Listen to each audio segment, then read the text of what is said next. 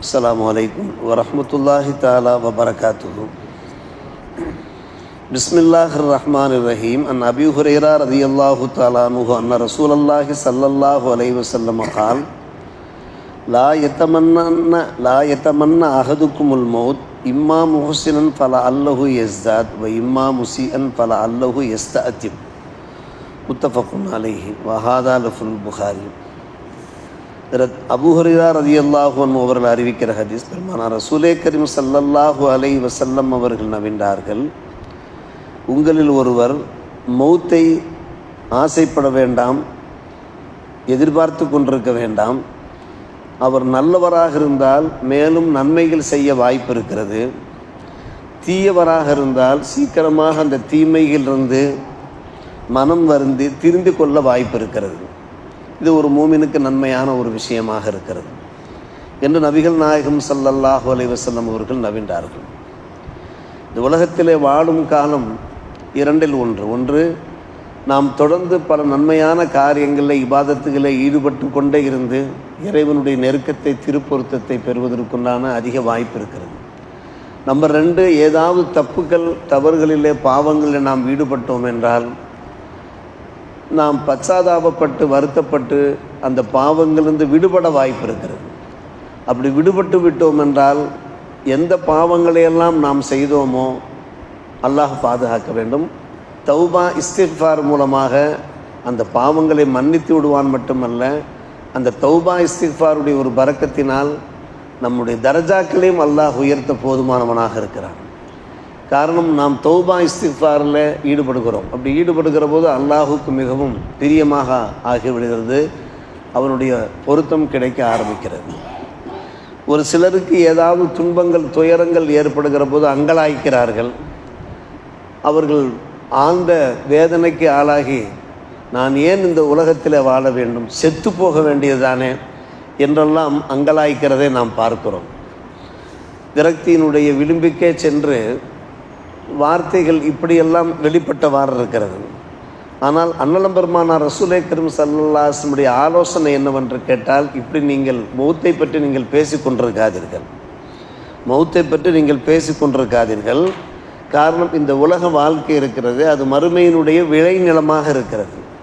தொடர்ந்து பல்வேறுபட்ட நல்ல அமல்கள், நற்பணிகள், நற்காரியங்களில் ஈடுபடுவதன் மூலமாக அதனுடைய அந்த அறுவடையை நாம் மறுமை நாளிலே பயன்படுத்தி கொள்ளலாம். சுவனபதி நமக்கு கிடைக்கும், சுவனபதியிலே நமக்கு உயர்ந்த ஸ்தானங்கள் கிடைக்கும். எனவே இந்த உலகம் உங்களுக்காக படைக்கப்பட்டிருக்கிறது, மனித வர்க்கத்திற்காகவே படைக்கப்பட்டிருக்கிறது. அத்தனை படைப்புகளுமே மனித வர்க்கத்தினுடைய பயன்பாட்டுக்காக, உபயோகத்திற்காகத்தான் படைக்கப்பட்டிருக்கிற நிலைமையில் நீங்கள் ஏன் மௌத்தை நினைக்க வேண்டும்? மௌத்தை பற்றி நாம் ஞாபகம் இருக்க வேண்டும். என்றைக்கும் மௌத்து வரும், நாம் அல்லாஹ்வை சென்று அடைந்தாக வேண்டும். குல்லு நஃப்ஸின் தாயிகத்துல் மௌத். எனவே நாம் தப்புக்களில் ஈடுபடக்கூடாது, குற்றச்செயல்களில் ஈடுபடக்கூடாது. அந்த குற்றச்செயல்களில் ஈடுபட்ட நிலைமையிலே மௌத்து வந்துவிட்டால் நம்முடைய கெதி அதோகதியாக ஆகிவிடும் என்கின்ற பயம் இருக்க வேண்டும். ஆனால் நாம் செத்து போக வேண்டியதுதானே என்கின்ற அந்த சிந்தனை வரவே கூடாது. பெருமானார் ரசூலே கரீம் ஸல்லல்லாஹு அலைஹி வஸல்லம் அவர்கள் பகர்கிறார்கள், உங்களில் ஒருவர் மௌத்தை ஆசைப்படாதீர்கள், மௌத்து வர வேண்டுமே என்று நீங்கள் துஆ செய்தவாறு இருக்காதீர்கள். யா அல்லாஹ், எனக்கு மௌத்தை கொடுத்து விடு, நான் செத்து போகிறேன், நான் மரணமாக ஆகிறேன். வலா எது பிஹி மின் கபரி ஐயத்திய, மௌத்து வருவதற்கு முன்னாலேயே எனக்கு மௌத்து வர வேண்டும் என்று நீங்கள் அல்லாஹ்விடத்தில் கேட்காதீர்கள். ஏனென்றால் இன்னஹு இதா மாத்த இன்கத்தா அமலுஹு, ஒருவர் இறந்து போய்விட்டார் என்றால் அவருடைய அமல்கள் அப்படியே முடிந்து போகிறது. அதற்கு பின்பு எந்த அமலும் செய்ய முடியாது. கபருக்குழியில் இருந்து கொண்டு நாம் ஐவேளை தொழ முடியாது, திருமறையை ஓத முடியாது, திக்ருகளில் ஈடுபட முடியாது, சமுதாய பணிகளில் நாம் ஈடுபட முடியாது.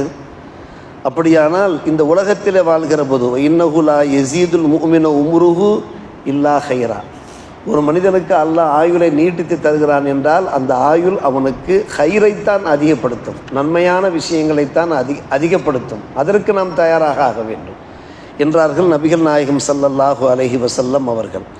இப்படி நாம் பார்க்கிற போது பல்வேறுபட்ட நிகழ்வுகள் மூலமாக இது நமக்கு உணர்த்தப்பட்டு கொண்டிருக்கிறது. ஹப்பாப் இப்னு அல்-அரத் ரலியல்லாஹு அன்ஹு அவர்களை பற்றி நாம் பல முறை நினைவு கூர்ந்திருக்கிறோம்.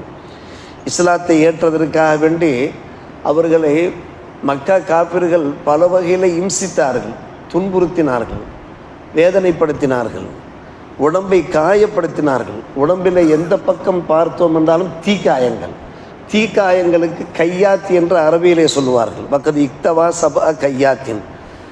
ஒரு இடத்துல 7 தீக்காயங்கள், உடம்பெல்லாம் ரணமாக இருந்தது. அப்போது அவர்கள் சொன்னார்கள், இன்ன அசஹாபனல்லதீன சலஃபு மலவு வலம் தன்குசும் துன்யா. எங்களுடைய தோழர்களெல்லாம் நிறைய பேர் அல்லாஹ்விடத்தில் சென்று சேர்ந்து விட்டார்கள். அவர்கள் துன்யாவை அனுபவிக்கவே இல்லை. அதன் காரணமாக அந்த துன்யா அவர்களுக்கு எந்த ஒரு பாதிப்பையும் ஏற்படுத்திவிடும். நாம் அனுபவிக்க முடியவில்லையே, இந்த உலகத்திலே இன்பமாக நாம் வாழ முடியவில்லையே, சுகபோகமாக வாழ முடியவில்லையே என்கின்ற ஆற்றாமை அவர்களுக்கு ஏற்படவில்லை. இன்னா அசப்புனா மாலான் நஜிதுலகு மௌதியன் இல்லத்துராப். இதோ பாருங்கள், நாம் இப்போது வாழ்ந்து கொண்டிருக்கிறோம். நம்முடைய வாழ்க்கையில் அல்லாஹ் எவ்வளவு பெரிய நேமத்துகளை வாரி வழங்கியிருக்கிறான். வீடெல்லாம் திர்ஹமுகள் நிறைந்திருக்கிறது, ஏகப்பட்ட திர்ஹமுல் நிறைந்திருக்கிறது. இன்னொரு வாயத்தில் கதா அரைத்துனி மா ரசூலுல்லாஹி ஸல்லல்லாஹு அலைஹி வஸல்லம் அம்லிக்கு திர்ஹமா வன்னஃபி ஜானிபி பைத்தி அல்லான அருபையின அல்ஃபி திர்ஹம். பெருமானார் ரசூலே கரீம் ஸல்லல்லாஹு அலைஹி வஸல்லம் அவர்கள் வாழ்கின்ற போது, நான் வாழ்ந்தபோது என்னுடைய வீட்டில் ஒரு திர்ஹம் கூட கிடையாது. நான் பரம ஏழையாக வாழ்ந்தேன். இப்போது அல்லாஹ் பாருங்கள், 40,000 திர்ஹங்கள் குவித்து வைக்கப்பட்டிருக்கிறது எங்களுடைய வீட்டில். ஆனால் எங்களுடைய அன்பு தோழர்கள் எல்லாம் இந்த உலகத்தை விட்டு பிரிகிற போது பரம ஏழைகளாக அப்படியே சென்று விட்டார்கள் என்று ஹப்பாபுனா அல்ல அறத்திரதி அல்லாஹ் அவர்கள் அந்த துன்பமான ஒரு சூழ்நிலையில் அவருடைய வாய்களிலிருந்து வருகின்ற அந்த வார்த்தைகளை பாருங்கள். வலவுலா அண்ணன் நபிய ஸல்லல்லாஹு நஹானா அன் நதுவ பில் மௌத் லதஅவுது பிஹி. பெருமானார் எங்களை தடுத்தார்கள். மௌத்துக்காக நீங்கள் அல்லாஹ்விடத்தில் துவா செய்யக்கூடாது என்று தடுத்தார்கள். அவர்கள் மட்டும் தடுத்திருக்காவிட்டால் என்னுடைய உடம்பிலே ஏற்பட்டிருக்கக்கூடிய இந்த ரணங்கள், இந்த தீய காயங்கள், நான் படுகின்ற வேதனைகள், யா அல்லாஹ் என்னை நீ அழைத்து கொண்டு நான் அல்லாஹ்விடத்தில் கேட்டிருப்பேன். என்னால் வாழ்வது எனக்கு சிரமமாக இருக்கிறது. என்னுடைய உடம்பில் அவ்வளவு பெரிய வேதனைகள் இருக்கிறது. ஆனால் பெருமானார் தடுத்து விட்டார்கள். நீங்கள் மௌத்தை அல்லாஹ்விடத்தில் கேட்காது என்று தடுத்து விட்டார்கள். அதன் காரணமாக நான் மௌத்தை கேட்கவில்லை. இல்லாவிட்டால் நான் கேட்டிருப்பேன் என்கிறார்கள் ஹப்பாபு நான் அறத்திரதி அல்லாஹ் அவர்கள். பார்க்கிறோம் அருமை சகோதரர்களே, இந்த உலகத்தில் வாழ்கின்ற போது எத்தனையோ பேர் எத்தனையோ நன்மையான காரியங்களில் ஈடுபடுகிறார்கள். பார்க்கிறோமா இல்லையா? கோடி கோடியாக சம்பாதிக்கிறார்கள். நமக்கு எத்தனையோ எடுத்துக்காட்டுகள் இருக்கின்றன. வருஷம் பூராவும் அவர்கள் சம்பாதித்த அந்த சம்பாத்தியத்தில் தங்களுடைய குடும்பத்திற்கு தேவையானது போக கிட்டத்தட்ட 80%, இது மிகைப்படுத்தப்படுகிற ஒரு விஷயம் அல்ல, 80% மக்களுக்காக வாரி வழங்குகிறார். ஏழை எளியோருக்காக வாரி வழங்குகிறார்கள். யார் என்று உங்களுக்கு தெரியும் அருமை சகோதரர்களே. ரம்ஜான் டு ரம்ஜான் மட்டுமல்ல அவருடைய பணிகள், இந்த சமுதாய பணிகள். ரம்ஜான் முடிந்து அவர்கள் வாயிலிருந்து வருகின்ற வார்த்தைகள், 1 வீக் நாங்கள் ரெஸ்டாக இருப்போம், 1 வாரம் 10 நாட்கள் தான் எங்களுக்கு ஓய்வு, அதற்கு பின்பு அடுத்த ரம்ஜானிலே மக்களுக்கு வாரி வழங்குவது சம்பந்தப்பட்ட லிஸ்ட்டை நாங்கள் எடுக்க ஆரம்பித்து விடுவோம். எங்களிடத்தில் இருக்கக்கூடிய கம்பெனிகளிலே எங்களுடைய வியாபாரத்தை நாங்கள் பெருக்க அதிகப்படுத்த ஆரம்பித்து விடுவோம். என்ன காரணம்? எங்களுடைய வியாபாரத்தை பெருக்கிற போது, வருமானத்தை அதிகரிக்க செய்கிற போது இன்னும் ஏழைகளுக்கு தரலாமே, தமிழ்நாட்டில் மட்டும்தான் கொடுக்க வேண்டுமா, கேரளாவிலே தரலாமே, கேரளாவில் மட்டும்தான் கொடுக்க வேண்டுமா, ஆந்திரா கர்நாடகாவிலே தர வேண்டுமே, ஆந்திரா கர்நாடகாவில் மட்டுமா ஏழைகள் இருக்கிறார்கள், மக்கா மதீனாவிலே ஏழைகள் இருக்கிறார்களே, சாலை பணியாளர்கள் இருக்கிறார்களே, துப்புரவு பணியாளர்கள் இருக்கிறார்கள், அவர்களுக்கு நாம் தர வேண்டுமே என்று யோசிக்கிறோம். இது அவருடைய வாய்களிலிருந்து வருகின்ற ஒரு வார்த்தை. அப்படியானால் இந்த உலகத்தில் வாழ்கிற போது இது போன்ற சமுதாய பணியில் ஈடுபட முடியுமா, முடியாதா? ஒரு மூமின் இந்த உலகத்தில் வாழ்கின்ற போது இந்த கண்ணோட்டத்தில் தான் அவன் யோசிக்க வேண்டும். நாம் நிறைய இபாதத்துகள் செய்ய முடியும், நிறைய சமுதாய பணிகள் செய்ய முடியும். இந்த மக்களுக்காக நம்மால் என்ன செய்ய முடியும் என்று சிந்தித்தால் அவருக்கு மேலும் மேலும் நன்மை பெருகுமா இல்லையா? சற்று யோசித்து பார்க்கிறோம். ஒரு பக்கமாக நாம் ஏதாவது தவறுகள் செய்து விட்டோம் என்றாலும் கூட, இது தவறுகள் என்று எப்போது நமக்கு நிதர்சனமாக தெரிகிறதோ உடனடியாக நாம் தௌபா செய்து விடுகிறோமா இல்லையா?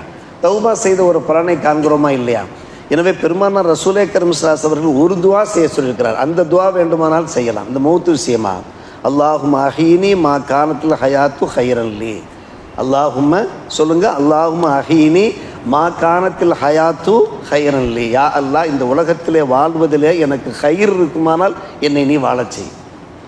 என்னுடைய இந்த ஜீவிதத்தில், என்னுடைய இந்த வாழ்க்கையில் எனக்கு, என் குடும்பத்திற்கு, இந்த சமுதாயத்திற்கு ஏதாவது ஹைர் இருக்குமானால், நன்மை இருக்குமானால் என்னை வாழச் செய். வஃபனி இதான் கானத்தில் வஃபாத்து ஹைரன்லி.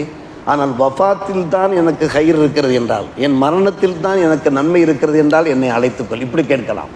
பெருமானார் ரசூலே கரீம் ஸல்லல்லாஹு அலைஹி அவர்கள் நமக்கு சொல்லிக் கொடுத்த துவா. தேவையில்லாமல் ஏதாவது துன்பங்கள், துயரங்கள் ஏற்படுகிற போது விரக்தியின் விளிம்புக்கு சென்று நான் செத்து போக வேண்டும் என்று கேட்காதீர்கள். கேட்பதனால் இப்படி கேளுங்கள். எப்படி கேளுங்கள்? அல்லாஹும்ம அஹீனி மா கானத்தில் ஹயாத்து ஹைரன்லி வஃபனி இதா கானத்தில் வஃபாத்து ஹைரன்லி. வாழ்வதிலே நன்மை இருக்குமானால் என் ரப்பை என் வாழச் செய்.